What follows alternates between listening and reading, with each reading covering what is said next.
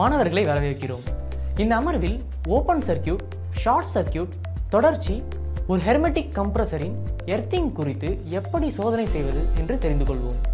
குறிக்கோள்கள்: இந்த பயிற்சியின் முடிவில் உங்களால் கிளாம்ப் மீட்டரை பயன்படுத்தி ஓபன் சர்க்யூட், ஷார்ட் சர்க்யூட் மற்றும் தொடர்ச்சியை சோதிக்கவும், டெஸ்ட் லேம்பை பயன்படுத்தி ஓபன் சர்க்யூட், ஷார்ட் சர்க்யூட் மற்றும் தொடர்ச்சியை சோதிக்கவும், ஒரு கிளாம்ப் மீட்டரை பயன்படுத்தி சரியான எர்த்திங் இணைப்பு உள்ளதா என சோதிக்கவும், கிளாம்ப் மீட்டரை பயன்படுத்தி சர்க்யூட்டை சோதிக்கவும் முடியும்.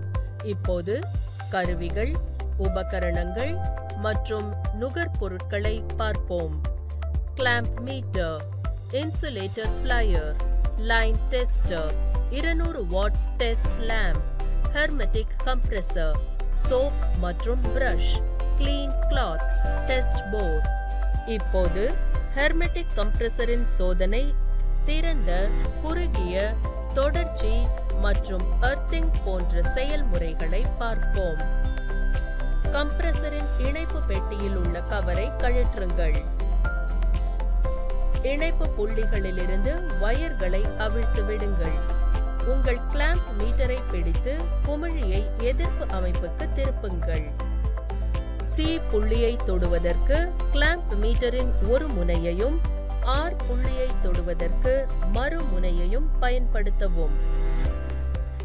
இப்போது மீட்டரின் முனையை R இலிருந்து நகர்த்தி அதை S க்கு தொடவும்.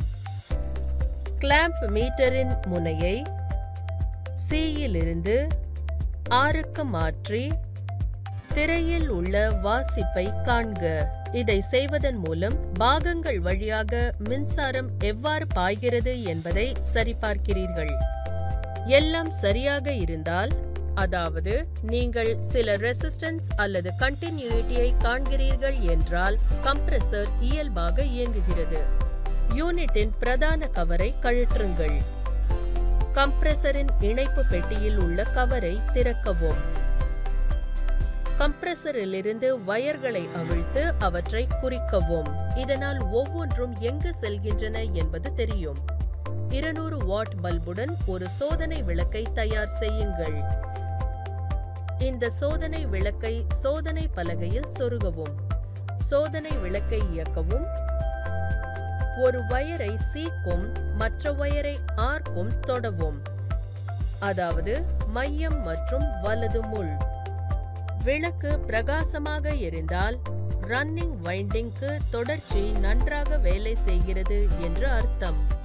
அடுத்து வயரை R இலிருந்து நகர்த்தி வலது பக்கம் முள் முதல் இடது பக்கம் முள் வரை S-க்கு தொடவும்.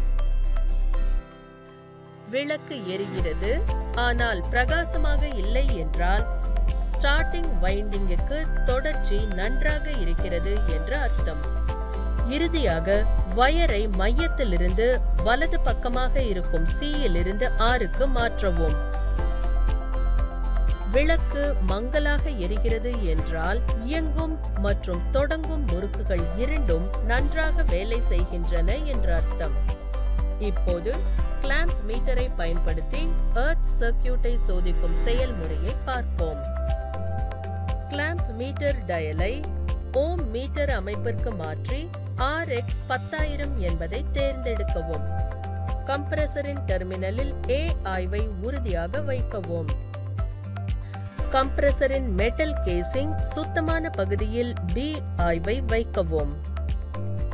கிளாம்ப் மீட்டரை பார்க்கவும்.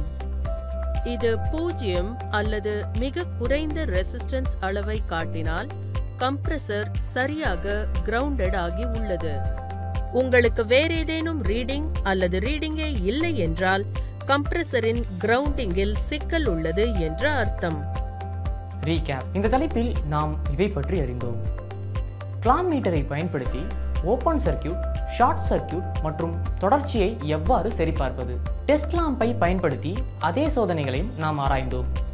கிளாம்ப் மீட்டரை பயன்படுத்தி சரியான எர்த்திங் இணைப்பை எவ்வாறு உறுதி செய்வது. கடைசியாக கிளாம்ப் மீட்டரை கொண்டு டெஸ்டிங் சர்க்யூட்டுகளை பயிற்சி செய்தோம்.